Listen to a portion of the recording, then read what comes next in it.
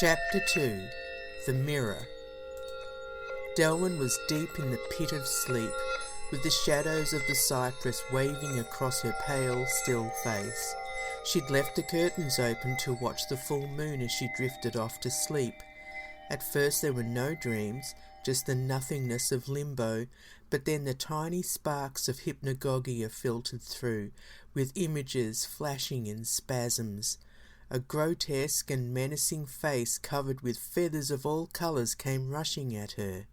She frowned and moaned, trying to thrash about, but she was trapped in her own body, a prisoner of her own cells. Then she saw a blanket of maggots, teeming and writhing, but as the lens of her mind zoomed in, she saw thousands of naked humans, snaking and twining all over each other. The warning signals were going off and she tried to wake herself up, but her body was already in command. She felt the familiar tickle race up her spine, irresistible and horrifying at the same time. She heard the chattering of a million voices and the buzzing of countless insects, and she wriggled around inside her own body like a caterpillar trying to escape a tight cocoon, but she couldn't break free. She was screaming in her throat as her lips wouldn't work. Her eyes shot open, and she was awake, trapped and squirming in her own flesh, straining to get away from the cacophony of sensations. Then she saw, all around her, drawers opening in a multitude of cupboards, with long, white, rubbery, sausage-like arms spilling out of them, as though being squeezed from an invisible tube, reaching and grasping at her. Her tearful eyes widened in terror, screams stifled and nostrils flared in absolute horror. She was then distracted by the ceiling as it started flooding by what seemed to be grain. Then a black hole opened up in the centre. The scream in her throat was silenced when she strained to see what was coming out. A massive hand reached down towards her, and finally her mouth opened in a wide scream. Her voice was able to escape after being trapped in her constricted throat, and she screamed for all she was worth.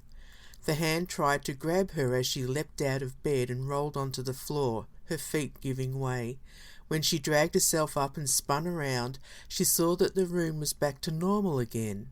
No sausage limbs, no giant hand reaching out of the ceiling.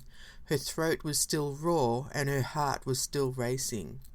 She sobbed as she staggered to the kitchen and plonked herself down at the table. Her aunt hadn't heard her screaming, and she continued crying like a child. She wondered why, as she should have been used to it by now. These things had plagued her since childhood, and she had learned to detect the signs when the attacks first started, but this one was severe. She cried because no one came, even though she hated the attention. She also cried because she was alone, even though the isolation was self-imposed. She cried because the medication made her sick, but skipping it helped the nightmares thrive. She realized that running away to her aunt's was fine when it came to hiding from her earthly problems, but her psychic issues would always find her. She could never escape herself. When her tears ran out, she stared blankly at her feet. Then Gwen came into the kitchen. It was 2:30 a.m. "Oh, Delwyn, I thought I heard something." Delwyn couldn't think of what to say, so she said nothing but sniffed and kept staring at her feet against the faded linoleum. Gwen shuffled over to her, also barefoot, wearing an old nightdress that was decorated with smug-looking rabbits. "You all right, love?"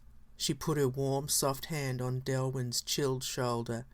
Delwyn nodded dumbly but kept her head down, knowing that she should speak, yet not being able to find the appropriate words, and feeling incapable of small talk.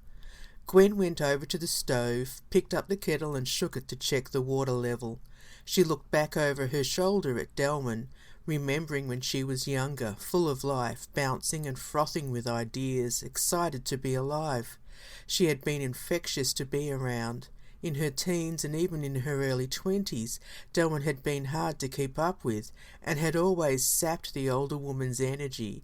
Now she was a shell of that former self, sitting there slumped and defeated, her soul seeming to have strayed. Filling the kettle, she heard Delwyn mutter, "I had another turn." Gwen stiffened and then put the kettle on the stove. "Just now?" "Yes." Delwyn's voice croaked like an old woman. "Oh dear, I'm so sorry." Delwyn got up and rinsed out the teapot, staring absent-mindedly out of the window at the lemon tree. "I still don't want to take the pills, no matter how bad it gets. Side effects are just too much to deal with, and I'm still trying to wean myself off the others." She placed the teapot on the bench and reached up to get the cups, trying not to cry again. Gwen knew better than to make much of it. "Did you bring a dressing gown and slippers?" Delwyn nodded and obediently padded away to go and put them on. Gwen didn't want to ask about the details of the episode, as those experiences had always unsettled her. She wanted to help her niece, but something in the back of her mind had been playing like a broken record, chanting like a speech demanding to be heard. Don't let her escape into her fantasies. It's also what the doctor had warned. When Delwyn was a child, like most children, she had lived in a fantasy world and even had a pretend friend whose name was Geoffrey. She had insisted he was real and had always made a space for him at the dinner table. Her mother had said she was ridiculous for doing so, but her aunt and uncle had always encouraged it, being better programmed for parenting even though childless themselves.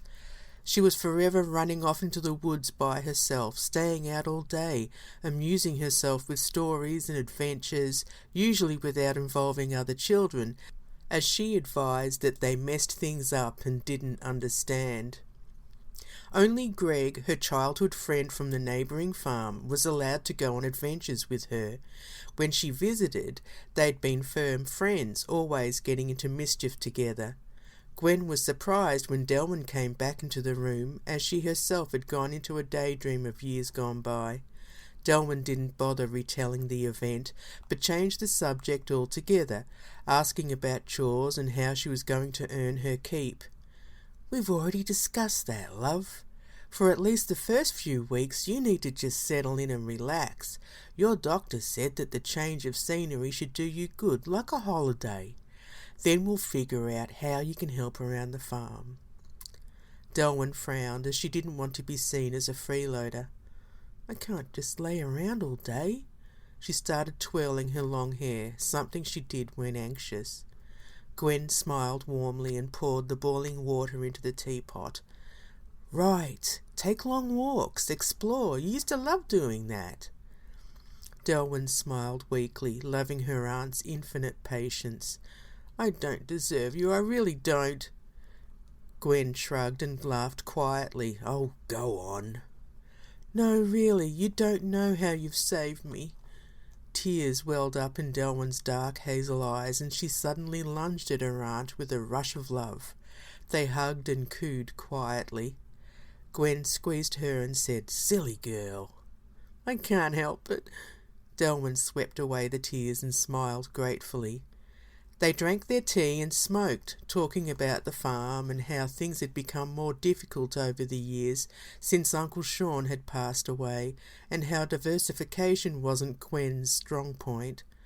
But she had survived with the help of the Eversons, and the farm was still viable. After a while, Delwyn went back to bed, and luckily her sleep was uneventful. The next morning, as she dressed, she could smell the bacon, toast and coffee, and for the first time in a long time felt ravenously hungry. She almost skipped out to the kitchen where Gwen was placing the steaming plates of food on the table. She passed a mug to Delwyn, who plopped 3 heaped teaspoons of sugar into it. Gwen laughed. "You'll rot your teeth." Delwyn sniggered in defiance. "I don't do it all the time." They smiled into each other's faces and dug into the enormous breakfast of bacon, eggs, grilled tomatoes and toast. Delwyn had always loved the country breakfasts, as the food was all local and fresh. The eggs had been gathered the day before from Gwen's own chickens, the bacon was from the Eversons' farm, the bread was from the local bakery, the butter and milk was from Magpie Meadows, and the tomatoes came from the garden that very morning. When she was a child, she had tried to tell her parents that the food at Magpie Meadows tasted like sunshine. It was another memory she had to hide from herself, as they'd scoffed in scorn at her, mimicking her childish observations and calling her silly and stupid. Delwyn knew it was out of jealousy, even though her father had been a little more sympathetic. Gwen advised that she had to go into town to get a few supplies and encouraged Delwyn to go for a walk or do some writing. She also advised that maybe later they'd organise a doctor's appointment for a referral to a good psychologist. She had been talking to Dr. Boyd, who had suggested a few, but this didn't thrill Delwyn. But the sun was shining, and she thought that she'd just go with the flow. After her aunt left, it took her half an hour to choose an outfit, not that it mattered. They were tucked away from the prying eyes of society.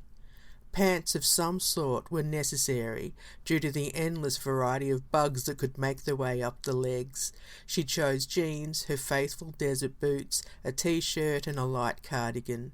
She felt nondescript, which she liked, as she could shrink into the background if need be. On the other hand, she loathed the basic, everyday, middle-aged and blasé feel of it, as it didn't exemplify who she was at all. Not that there was anyone around to impress, and not that she knew who she was anymore, anyway. Metaphorically, she was deserted on a peculiar island, being neither here nor there. She also felt as though she didn't know where she'd come from or who she was. It was like her past itself was a stranger. She stood in front of the bathroom mirror, which was old and cracked with condensation marks here and there. She didn't recognise the hollowed-out lady staring back at her. She thought she should be in a nut house, sitting in the corner, rocking back and forth, tearing the hair out of a doll's head. Everyone had always told her how pretty she was, how she hated the word pretty. It always reminded her of daisies or pink bows or fake smiles with gaudy lipstick. It seemed to be a word to put her in her place, to placate her or make her amenable, like being a good girl. She was attractive, with her straight long black hair, and possessed a womanly figure, but as she stared at her reflection, she heard her mother snarling, "Washerwoman." She quickly pulled her hair back into a ponytail, careful not to look into her own eyes, and ran out of the room, through the kitchen to the front garden. The cottage was old, but well taken care of, nestled in the trees in the middle of the farm, like a dense oasis. As Delwyn wandered, it was like she had been teleported back to her childhood, as the wonder and mystery were ever present. Without the vegetation, the magic would not have existed, even though the cottage itself had an aura of otherworldliness. It was definitely the cypress, banksia and eucalyptus, and even the jewel of the garden, the massive lemon tree, which set the scene, not to mention the sweet little English garden surrounding the cottage. There were snapdragons, hollyhocks, foxgloves, lavender, and the quaint walkways that led here and there. Delwyn walked past the lemon tree and unlocked the old gate, allowing it to slam lazily behind her as she sauntered over to the neglected garage and storage shed. Her uncle's Oldsmobile was still there, grey paint peeling and tyres melting into the ancient dirt. She loved exploring the shed and its many jars, including the one with the preserved tiger snake, all curled up in brown liquid. There were small jars full of nails, nuts, bolts, spent bullets, rubber washers that were sure to be useless by now. With a small forcing, she pulled on the doors and drawers of the cupboards and rifled through old magazines and clippings, maps, ropes, receipts, and all kinds of ephemera, seemingly meaningless. She pondered the passage of time and the nature of impermanence. She wondered how much alike these items she was, like a forgotten item in someone's drawer. She heard a magpie warble in the distance, and then a crow caw lazily, as if in response, which distracted her from her depressing train of thought. She went back out into the sunlight. To the right was a grouping of trees and bushes, which she had enjoyed escaping into as a child. There was a small path leading through the bushes in a slight zigzag down the side of the sheds to the back of the cottage and abandoned milking sheds. Delwyn squeezed through the network of branches that had grown over since she was young. It seemed that no one else had bothered to come this way, even the dogs who were nowhere in sight. She had to push back the foliage here and there and snap twigs, stopping occasionally to drag out the stubborn ivy. Every now and then she came into a clearing where there was an old rusted barbecue and cracked paving stones, or a broken-down washing machine from the 1920s, or some other obsolete appliance where wildlife had taken over and made their nests there. She finally reached the milking sheds and stepped through the busted doorway, remembering the safe feelings she'd had helping her uncle when she was a child, hearing the soft sounds of the milking machines and smelling the sweet hay. Now it was dark and grey, with the skeletons of the machines lapsing into the ground, broken windows, scattered buckets, and rubbish. Delwyn felt idiotic, comparing her mental state to the broken-down imagery she was looking at. Dr. Boyd might have asked, "Why don't you compare yourself to the sunny meadow or beautiful gardens?" She might have responded, "I don't recognise myself in them." It would go back and forth, the questions why she could only see the negative or dark side of things. It wasn't always the case, and she wanted desperately to see the goodness. When she came out of the other door at the end of the building, she startled a pigeon that fluttered out of the way, and she realised that the overgrown path led to the granny flat, which she had never been allowed to enter. It had been occupied by Uncle Sean's mother, May, who had died even before Delwyn was born. A framed charcoal drawing of her was hanging in Gwen's living room, which had always frightened Delwyn, as the woman in it was very old and obviously didn't have any teeth. Her mouth bunched up in a strange way, and she was in profile, facing left, with her hair in a big soft bun. She was wrinkled and slouching at a kitchen table. Now that Delwyn was older, she was no longer afraid of that picture, and wondered why she had ever feared such an obviously kindly woman. Even though her uncle had never spoken of her, Gwen said that she had been sweet and generous and had worked most of her life in a commercial laundry to make ends meet after being widowed so young. She had raised Uncle Sean and his sister, Jane, on her own and had never remarried. Once Uncle Sean met and married Gwen, they moved to Maffra to set up Magpie Meadows and brought May and Jane to live with them. May lived in the granny flat with Jane and cooked and cleaned for Uncle Sean and Gwen while they worked on the farm until her arthritis became too much for her. Even though Delwyn had never met May, she remembered Jane. She died after being kicked in the head by a cow when Delwyn was 9 years old. When Delwyn was younger and her mother couldn't cope with her, she would come to stay for a few weeks at the farm every so often, but Jane would be the one to take care of her at night.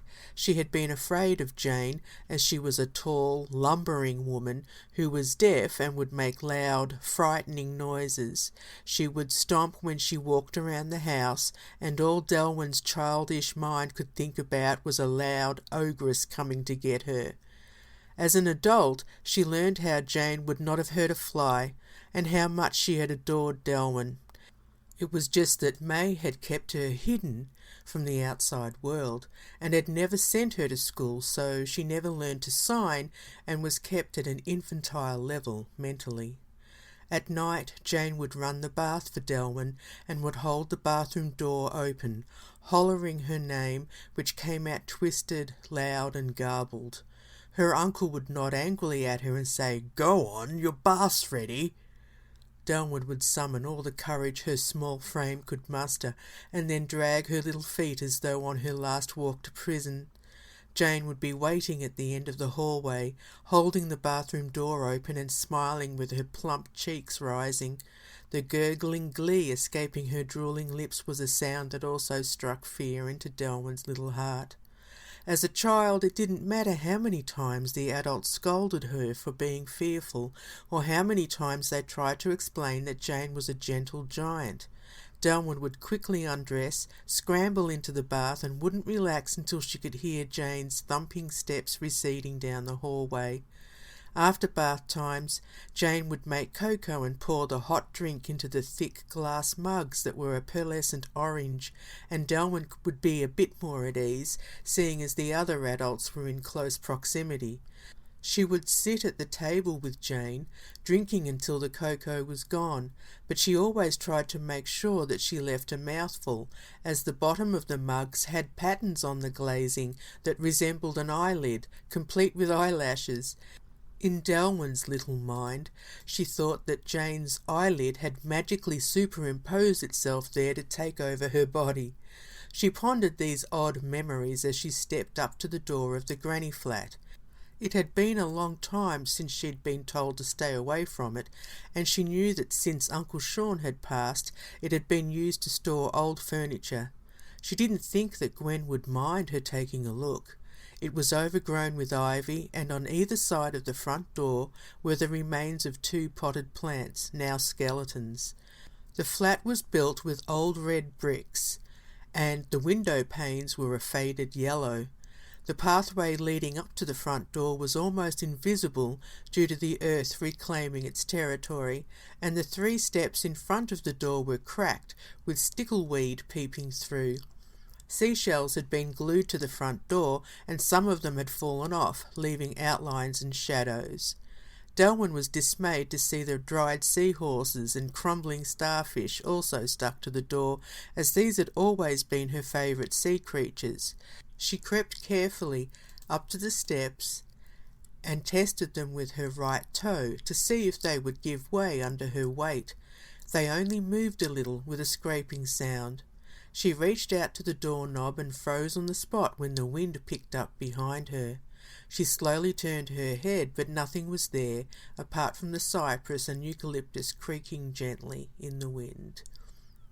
She turned back to the door and gripped the handle tighter, turning it gently and cringing to herself, half hoping that it wouldn't open. She was surprised when it did, but she pushed it with more strength than was required, making it smack against the wall. Several shells shattered and dropped onto the floor, along with half a starfish and one of the seahorses. She stepped into the dark flat and stooped down to pick up the seahorse. She noticed that it was remarkably well preserved, even after all these years. It was a dark mahogany brown, almost 4 inches long and in perfect form. Without thinking any further, she put it into her shirt pocket and made a mental note to take care not to press against anything in case she crushed it. She reached out her foot and swept the debris away, then closed the door. A small part of her felt disobedient for being there. She looked around and squinted her eyes in the darkness. Still standing in the entrance, she could see through the kitchen, but a lot of objects were in the way, most of them covered in sheets. She made her way along the wall to the first window and pushed the curtain over enough to let some light in. The dust was flying through the air with the disturbance. She was a little disappointed, although not sure why. She didn't know exactly what she'd expected to find. Walking over to the mantelpiece, she focused on a large photo of Uncle Sean's family. It was in a wooden frame that was painted white and was very dusty. She saw Uncle Sean, big and strong with a tightly clenched jaw and steely blue eyes, Gwen with her long hair about her shoulders, in contrast, smiling and warm. Jane, all teeth and cheeks, as big as a bear. Delwyn's father, off to the side, like he didn't want to be there. Her mother wasn't in the photo, but that didn't shock Delwyn. There was also May, the old woman, sitting in a chair with her hair in a bun. They were all huddled around her. She moved on and found an unused ashtray, a jar of old buttons, an old sock, and other bric-a-brac. She wandered in and out of rooms, looking under sheets, pulling out drawers and opening cupboards. She was about to give up and leave the cramped little flat when the glint of something caught her eye. She turned and walked in its direction, finding herself at the end of the short hallway, which led directly into a room with no curtains. It only had a dressing table to the left, with 2 collapsed legs at the front, and was not covered with a sheet. There was a dressmaker's dummy, still stuck with pins, a cabinet, various boxes and stacked chairs. There was also something against the wall in front of her, draped in an old black velvet curtain with a faded, delicate red rose pattern. There were moth-eaten holes here and there, which allowed Delwyn to see that it was a tall, freestanding mirror. Somehow it seemed to be calling to her, and she had to investigate. As she got closer, her pulse raced faster and she was sweating even more, although it wasn't that warm in there. She pushed past the old baskets and boxes and pulled back a section of the curtain, revealing a very ornate frame. She had to get a proper look. Slowly but surely, she peeled back the material and saw the most majestic mirror she'd ever seen. The framed edges were sculpted in a way that made it seem as though the mirror was part of the frame, and it wasn't even dirty. She wondered if it had recently been cleaned, it was so immaculate. It was approximately 7 feet tall and 3 feet wide, like a doorway. She stood staring at it for a while, and then at her reflection. She neither approved nor disapproved. It was quite matter-of-fact. She leaned in to look at her face, when, out of the corner of her left eye, she thought she saw a slight ripple in the side of the mirror. She jumped back a little, thinking that it might have been a trick of the light, seeing as it was quite dark in the room, save for the sunlight coming in through the window. She reached out her right hand to touch the section of the mirror where she'd seen the ripple. She was timid at first, but then she thought to herself, "Don't be such a chicken." So she pushed further, and to her utter amazement, her hand went right through until she could only see her wrist. She yanked it back and jumped and squealed, her heart racing 100 miles a minute. Surely she was just seeing things. It was her imagination. Shaking her head but needing to know for sure, she reached out her hand again in a different section, this time in front of her. Again it went right in. She kept reaching, up until her elbow. She wasn't sure if her heart was beating at all. She looked at her reflection. Her eyes were as wide as the moon. She felt something grab her hand. She screamed, yanked her hand back, and bolted down the hallway to the front door, too scared to turn and see if whatever or whoever had grabbed her hand was behind her. She heard and felt the crunching of debris and seashells under her feet as she propelled herself into daylight. She pulled the door shut, but didn't stop to look, turning to continue the momentum of escape. As she burst onto the shady driveway, she almost knocked over 2 men fixing a fence post. She slid to a haphazard stop on the gravel as the taller of the 2 yelled out, "Whoa!" Out of breath and wild-eyed, she panted, "Sorry," and held out her hands defensively. It didn't take her long to realise that the 2 men were Greg and Mark Everson, her childhood friends. "Greg, Mark, oh, I'm sorry, I nearly bowled you over." It took a while for them to realise who she was, as it had been a long time since they'd last seen her. Greg, the younger one, said uncertainly, "Del?" She smiled and nodded, wiping her sweaty hands on her dusty pants. She noticed with growing interest how the 2 of them had shaken off their gawky teenage physiques and had grown into strapping, good-looking men. It had been a while since she had allowed herself to appreciate other men, but her mind was still racing with the grip of the ghostly hand in the mirror. Mark was tall but stocky, with black hair cropped short and eyes so blue they were almost lapis lazuli. He had always been the quieter of the 2, and even as a child was moody and reserved. He studied Delwyn with a suspicion that bordered on mild contempt, his square jaw settling into a barely concealed grimace as he nodded in an attempt to be courteous. "Delwyn?" Her blood still pumping violently, she found her mouth started flapping faster than her cautious mind. "Wow, it's been so long. You 2 have grown so big. Are you still living next door?" She knew this question could have come across as rude, seeing as they were grown men and probably had families of their own. They might have moved out of their parents' home years earlier. Greg ran his hand through his sandy brown hair and replaced his sweat-stained Akubra hat, smiling with his green eyes and laughing at Delwyn's question. "I'm still there, taking care of Dad since Mum passed, running the farm, helping Gwen." Delwyn felt as though she was splitting into a million pieces, but tried to maintain an appearance of calm. "Oh yeah, Auntie Gwen told me about your mum. I'm so sorry." She glanced over at Mark, who had the features, or at least the aura, of an Easter Island statue. It was as though he was gazing through her, enduring the pleasantries until he could get back to work. Greg spoke for him. "Mark moved out into the Murray's place. They moved to the city." The Murray's house was a lonely, isolated homestead further down the road, but next to the Eversons. It seemed fitting for Mark to be living there. Delwyn looked back at him, trying to show enthusiasm, but it was hard to engage with such an immovable object. All he could muster was, "Yeah." With that, he started playing with the toe of his boot in the dirt, signifying to Greg that it was time to get back into it, but his brother wasn't budging. "So you're staying with your aunt, then?"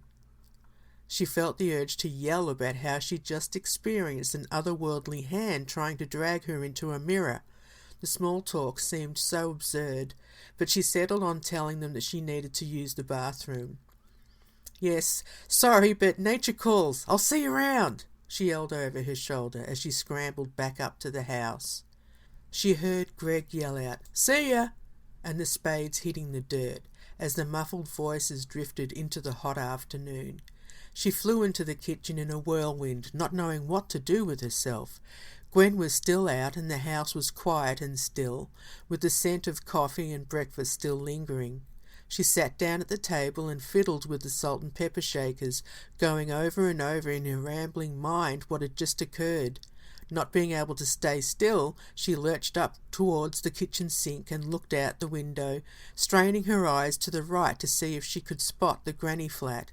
It wasn't the right vantage point, so she went into the bathroom and wound the old handle to open the frosted window. She'd always wondered why her aunt wanted frosted windows in the bathroom, but now she understood that it overlooked the yard where the flat was. Obviously, Gwen hadn't wanted her mother-in-law watching her shower. When the window was open as far as it would go, she craned her neck to see the building, partly shrouded in the trees, shrubbery and vines. Nothing untoward was going on. She didn't know what she'd expected to see. Something in her imagination hinted at, perhaps, an outstretched arm and hand reaching across the trees to the window. However, it was relatively quiet and still, apart from Greg and Mark working, the cicadas lazily buzzing and the birds occasionally chirping to each other in the heat. She closed the window and stepped in front of the mirror over the Art Deco basin, momentarily alarmed by the possibility of a repeat performance. Pressing herself against the opposite wall, she surveyed her dishevelled reflection. Although others considered her attractive with her long black hair, tall and womanly physique and feline hazel eyes, all she saw was a 30-year-old divorcee on the downhill run to middle age. Her father had always enjoyed telling the silly story of how she was supposedly born without a nose, and that the doctor had to place a tiny piece of modelling clay on her face, sticking 2 fingers into it to make an upturned nose. This was supposed to explain why she had such a cute nose, and it had been amusing when she was a child. Now as an adult she hated it. It made her feel childish and unrefined. Continuing to appraise herself, she studied her lips. A waitress had once told her that she had perfect lips, full and wonderfully shaped, but now she snarled and sneered at herself, feeling the all-too-familiar self-loathing creep in. She hated herself for hating herself. She heard her mother chiding her about her weight, calling her Fanny Adams when she went braless as a teenager, and all the other negative and embarrassing statements meant to degrade and denigrate, to slam her back in her place. She decided to stem the flow of all those memories and stomped back into the kitchen, deciding that what had happened in the flat was just another one of her crazy episodes. Although that didn't stop her from making a secret pact with herself, to try again the next day, if she could sneak away from Gwen. Maybe she would be brave if it was real,